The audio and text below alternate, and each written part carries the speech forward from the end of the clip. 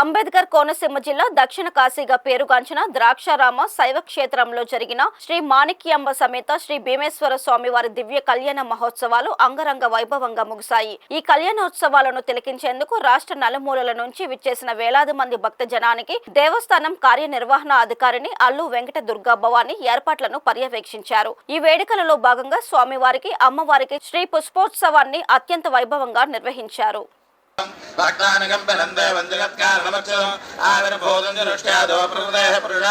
ద్రాక్షారామంలో వేయించేసి ఉన్న శ్రీ మాణిక్యాంబ సమేత శ్రీ భీమేశ్వర స్వామి వారి కళ్యాణ మహోత్సవాలు ఈ నెల 8వ తారీఖు నుంచి ఈరోజు 14వ తారీఖు వరకు ఘనంగా నిర్వహించడం జరిగింది.